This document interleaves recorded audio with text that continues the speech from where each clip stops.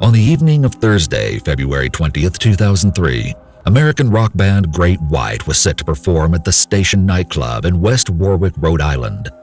Little did the platinum-selling group know that this would become their most memorable show to date, but for the worst reason imaginable. Many eager concert-goers never made it out alive on that fateful night.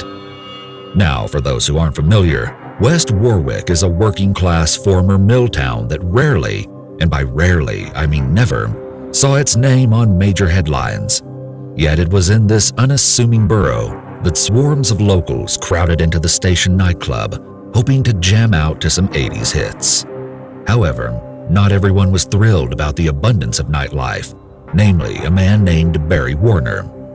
You see, his house sat directly behind the station, and he wasn't shy about filing noise complaints against the nightclub. So when the Durdarians took over, they decided to take matters into their own hands by paying Warner a visit at his home. They promised to control the commotion by installing soundproof material, and coincidentally, Warner worked for a company that sold polyurethane foam. So they sweetened the deal by purchasing their insulation through him and promptly put it up all over the interior of the building. But as you'll soon see, that choice would forever haunt the Durdarian brothers. Now, where were we? Yes, it was your typical New England winter night outside, with freezing temperatures and snowbanks lining the icy roads. But inside the packed nightclub, 462 enthusiastic patrons pushed ahead to get a glimpse of the stage and order drinks at the bar. In a radio interview from earlier that day, Jack Russell of Great White had said it was going to be a killer show. But of course, those words would take on a much more ominous meaning once the night was over. Shortly after 11 o'clock and just seconds into the Great White's opening song, Desert Moon, the band's tour manager, Daniel Bakley, set off 4 large fireworks called pyrotechnic gerbs. As a result, white sparks began flying through the air, at first adding to the crowd's excitement. But that quickly changed to chaos and confusion as the walls on either side of the stage went up in flames. Within a matter of seconds, the fire had spread along the foam insulation, completely engulfing the interior of the building. At this point, the fire alarms had been activated, and just 20 seconds after the pyrotechnics ended, the band and entourage members fled for the west exit by the stage. Despite 4 possible exit routes, most spectators scrambled to find the familiar door at the front of the nightclub, which caused many deaths and injuries as people were brutally crushed in the narrow hallway. Several survivors later testified that a bouncer at the station prevented people from escaping via the stage exit, stating that the door was for the band only. 1 minute and 50 seconds after the pyrotechnics began, video footage captured a pile of human bodies trapped in the front doorway, arms desperately extending out for help. Those still inside became trapped in a sweltering, thick black smoke that made getting out impossible. Now, while it's hard to pinpoint one single thing that made this fire so devastating, there were a few key factors at work that night, including the stifling bottleneck we just discussed. Moreover, the club owners advertised a capacity of 550, but the local fire marshal had only granted them a license to hold 404 people, not 462. Oh, but that's not all. The fireworks used by Great White are required by law to be handled by a licensed pyrotechnician and often require a preliminary safety demonstration with some precautionary efforts. Unfortunately, none of those measures were taken. So it's not hard to see how this tragedy could have been avoided, with some experts stating that even a sprinkler system would have made the fire survivable. All in all, a total of 132 people managed to escape the inferno unharmed that night, but the remaining 330 people in attendance weren't so lucky. The intense heat, toxic smoke, and the rush toward the exit claimed 100 innocent lives and gravely injured another 230. Great White's lead guitarist Ty Longley and the show's MC, WHJY DJ Mike the Dr. Gonsalves, were among those claimed by the blaze. However, many reports indicate that both men made it out of the building before re-entering in an attempt to salvage equipment. Not to mention, many of those who made it out alive suffered severe post-traumatic stress disorder in the wake of this catastrophic event. The station nightclub fire is remembered in U.S. history as the 4th deadliest at a nightclub, and the second deadliest in New England. 9 months after the fatal event, and following an extensive investigation, criminal charges were filed against Daniel Bakley and the Derderian brothers. All 3 men were charged with 200 counts of involuntary manslaughter, and all eventually took plea deals. Bakley and one of the owners went to prison, but both have since been released. The site of the deadly fire has now become a permanent monument, dubbed the Station Fire Memorial Park, where the public can come to mourn and remember those lost in the disaster. Our next photo might look like the perfect all-American family, but the horrible truth will shock you. Behind the seemingly innocent smile in this family portrait lies a ruthless killer just waiting for his next victim.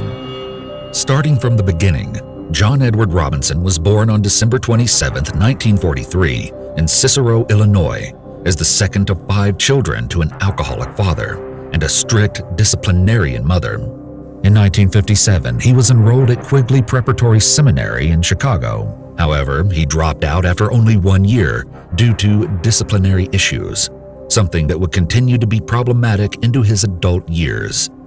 In 1961, Robinson enrolled at Morton Junior College in his hometown with hopes of becoming a medical radiographer, but dropped out after 2 years.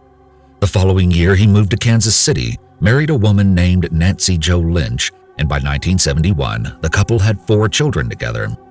Despite never graduating from college, Robinson used forged credentials to land several hospital jobs, one of which he was arrested for embezzling $33,000 from the practice.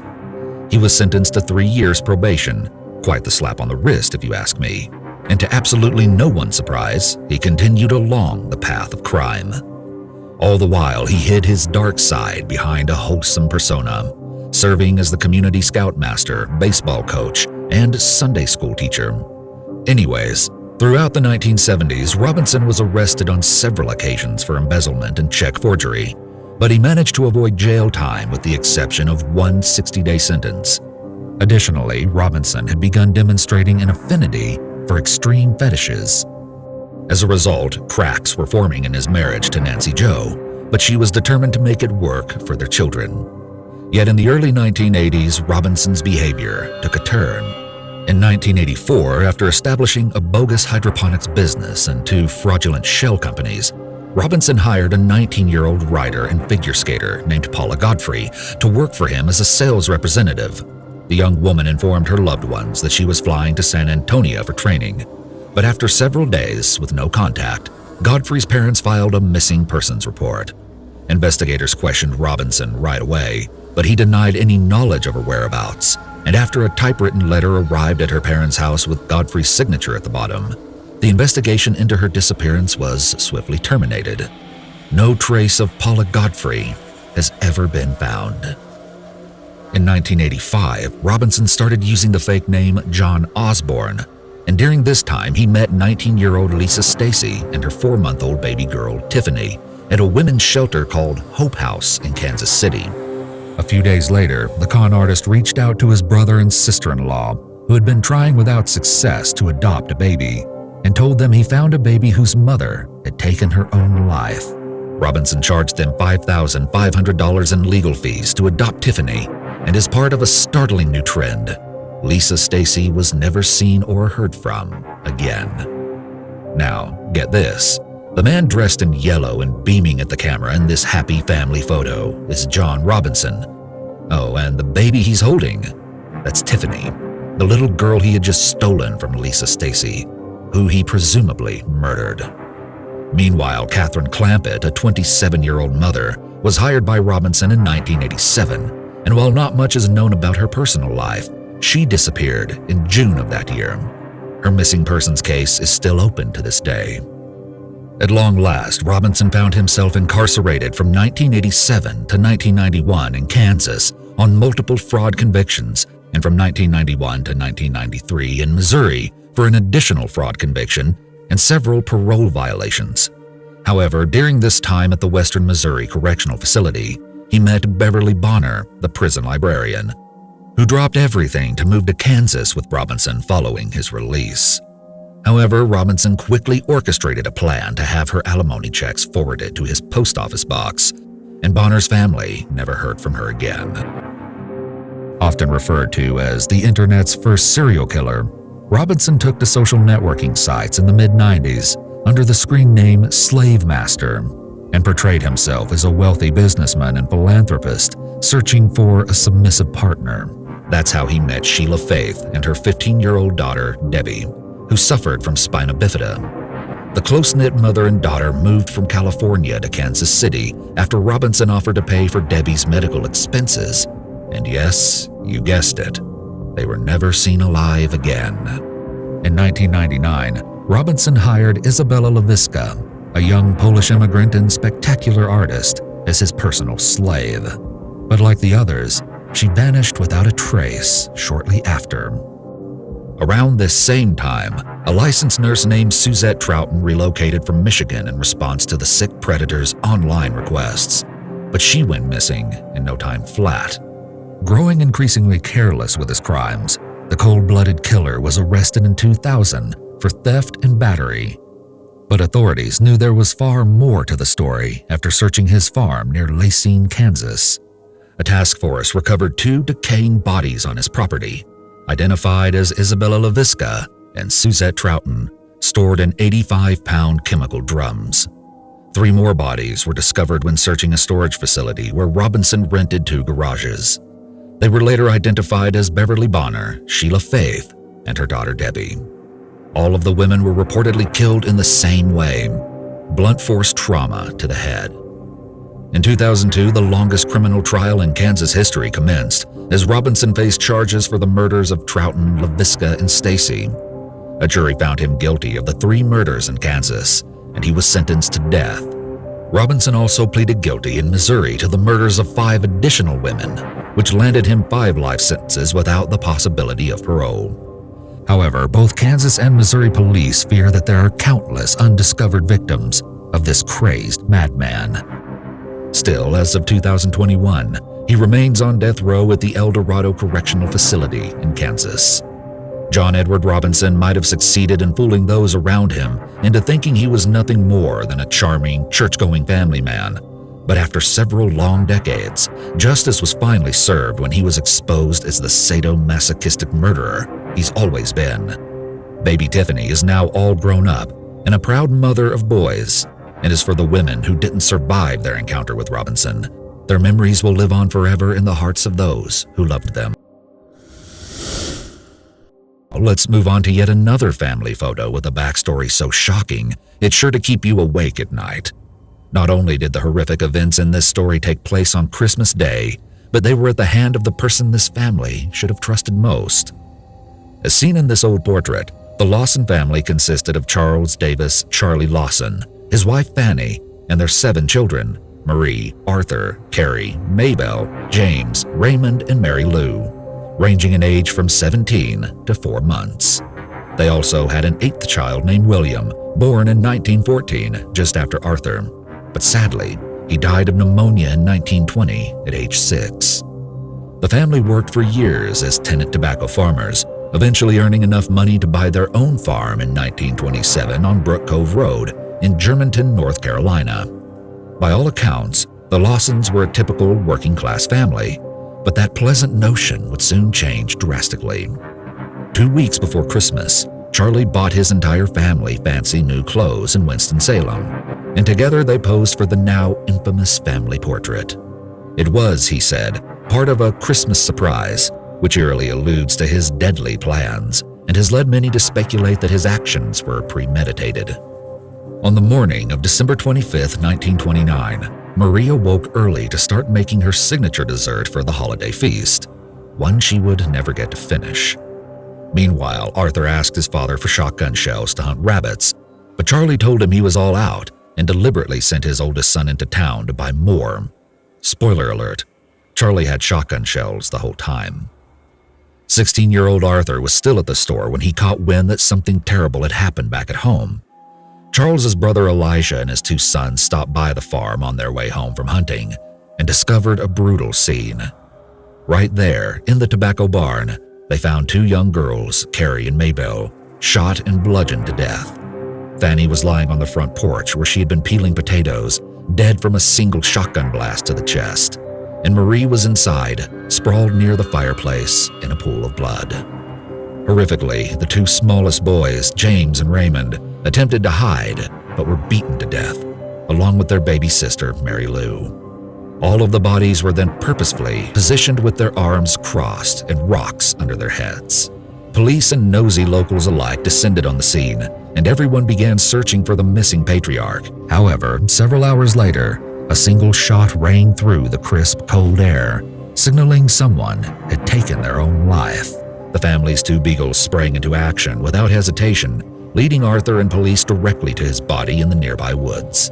Footprints in the snow surrounding a tree close to his body indicated that Charlie had spent hours pacing in a circle before turning the gun on himself. Additionally, police uncovered some bizarre letters to his parents, and some sources say there was also a crumpled bit of paper which read the words, "Blame nobody but I." Several theories exist on the motive behind the massacre, including a traumatic head injury Charlie sustained just months before the event, and claims of abuse within the family. However, an autopsy and analysis of his brain at Johns Hopkins Hospital found no abnormalities at all. Moreover, while the rumors of possible inappropriate relations between Charlie and Marie are prevalent, it's pretty hard to confirm anything without hearing from those involved. Another popular theory is that Charlie had witnessed an organized crime, and as a result, he and his family were murdered to keep them quiet. Not so sure about that last one. As it stands, the world will probably never know what really happened on that not-so-jolly Christmas day in 1929. However, we do know that shortly after the murders, Charlie's brother, Marion Lawson, opened the old farmhouse on Brook Cove Road as a public tourist attraction. The whole Lawson family was buried in a single plot, with more than 1,500 curiosity seekers in attendance at their funeral. Tragically, the sole survivor of the familicide, Arthur, was killed in his early 30s in a freak truck accident, leaving behind a wife and 4 children. Over time, the spooky farmhouse was demolished, and people started to forget about the tragedy. Still, countless reports of strange phenomena in the Germantown area, including premonitions, curses, and ghosts, persist today and are widely attributed to the demonic actions of Charlie Lawson. Alright, let's move on. Joachim George Kroll, born in 1933, was the youngest of 8 children to a miner and housewife in Zabrze, Poland. When Kroll was just a few years old, his father was forced to join the military, and during World War II he was captured and became a prisoner of war in Russia.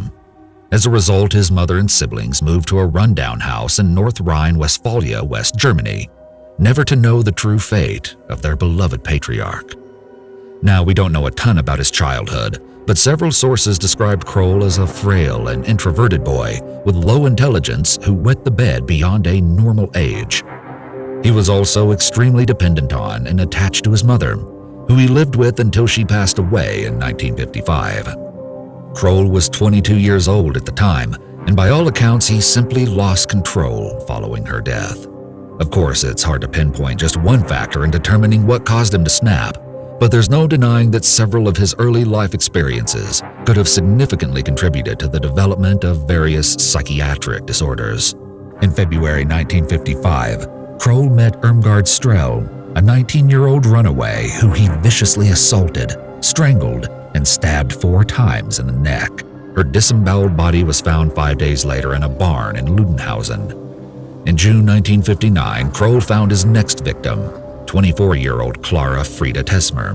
She was walking down the road when he attempted to grab her arm, but when she fought back, he struck her in the head before strangling and assaulting her as well.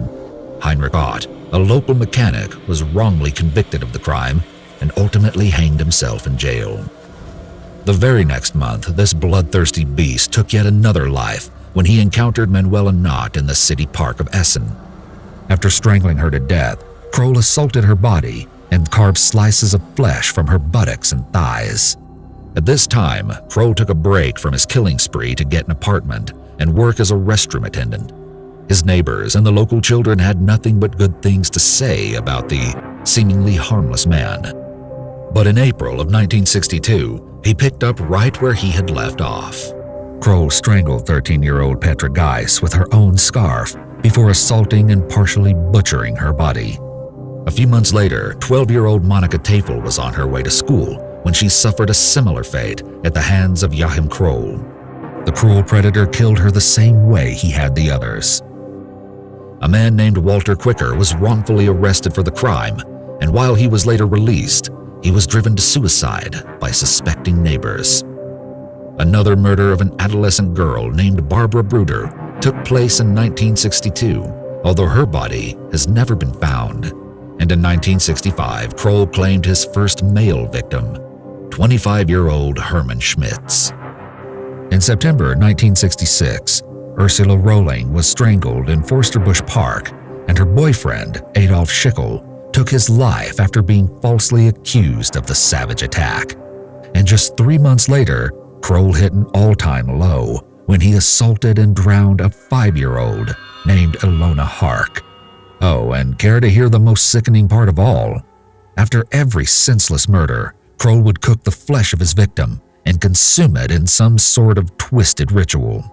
Another span of silence came from 1966 to 1969, but it didn't last long because he ran into 61-year-old Maria Hetkin while on a walk and experienced what he described as a tickling feeling all over him. Once again, Kroll strangled her until dead and assaulted her body. The following year, Jutta Rahn was exiting a train when she noticed someone following her through the wooded area leading to her house. She ran but was caught and strangled by Kroll, who left another innocent man, Peter Shea, to take the blame. Finally, in 1976, after killing 10-year-old Karen Topfer, Kroll was arrested while in the process of cooking body parts from his most recent victim, a 4-year-old girl named Marion Ketter.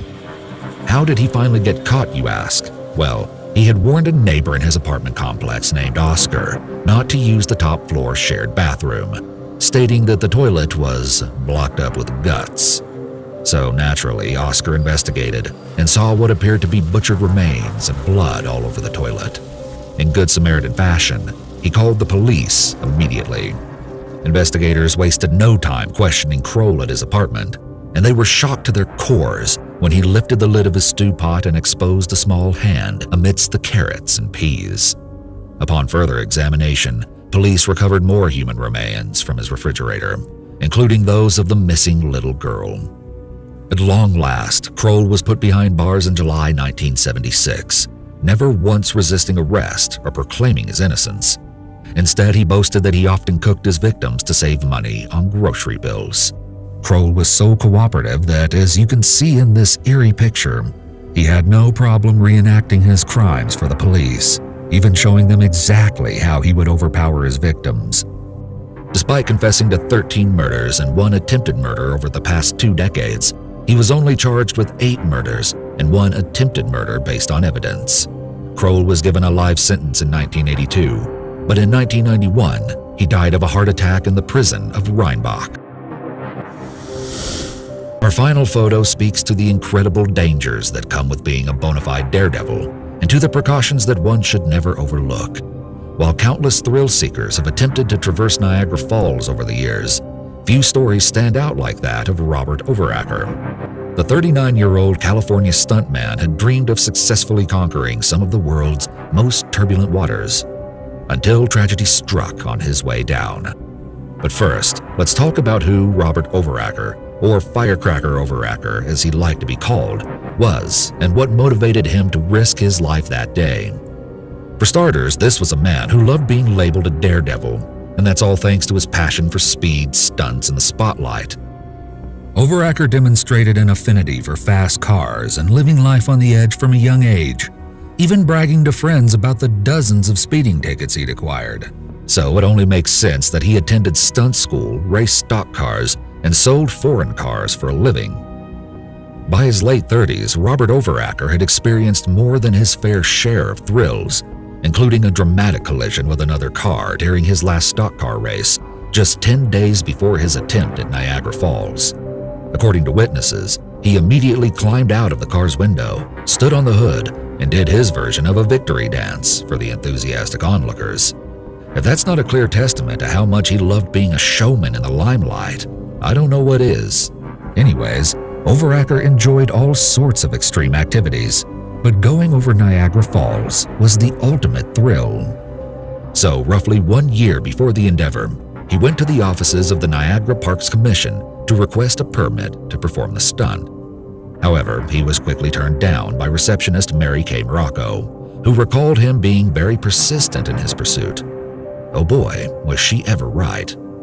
Not letting one refusal get in his way, Overacker then turned to George Bailey, communications director for the Niagara Parks Commission.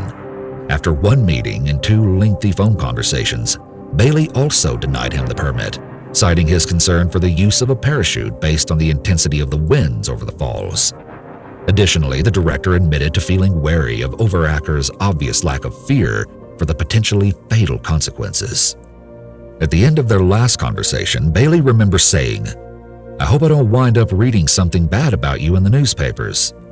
Overacker left without another word. And this adrenaline junkie didn't stop there. He was determined to make this dream a reality, not just for himself, but for a worthy cause as well. Overacker's desire to create waves in the media was about much more than simply adding yet another death-defying milestone to his ever-expanding resume. He aspired to use this prestigious platform to help raise awareness for the issue of homelessness. With that in mind, the strong-willed stuntman made 2 trips to the Canadian Falls with his brother, Michael Zurich, and his good friend, Christopher Yeoman, but both times he was talked out of attempting the feat. According to Niagara Parks police officer Jennifer L. Homan, they actually convinced him by pulling the spark plugs from his jet ski the second time. Nevertheless, Zurich and Yeoman made the final cross-country trek with Overacker to support him if anything should happen. On October 1st, 1995, the trio arrived at Niagara Falls equipped with a jet ski reading, "Save the Homeless." Mere hours before he hit the water, Overacker recorded a message regarding his intentions, stating, "I think the homeless situation and the way things are happening in this country is something that has to be rectified. I'm going to go out there and give it my best shot and see if we can make a difference in the United States." At approximately 12:35 p.m., Overacker entered the Niagara River near the Canadian Niagara Power Plant and started skiing towards the spectacular falls. He planned to deploy a rocket-propelled parachute at the brink that would safely guide him down to the river below for rescue. But sadly, that didn't happen. Instead, as a crowd of excited spectators, including his brother and friend, looked on, he went careening over the mighty Horseshoe Falls and fell 180 feet to his death. Unbeknownst to Overacker, the parachute had never been bound to his body, so it instantly fell out of reach when it was deployed. He hadn't packed the device himself before the stunt and was sorely unaware of the fatal error. Tragically, some spectators at first thought he had survived based on his movements in the water, but it was eventually discovered that the powerful rapids were making him appear alive. Robert Overacker was later recovered from the swirling current by the famous tour boat Maid of the Mist and taken to Niagara General Hospital, where he was pronounced dead. In any case, Robert Overacker, an absolute legend, died doing what he loved that day. And our hats go off to his thrill-seeking spirit.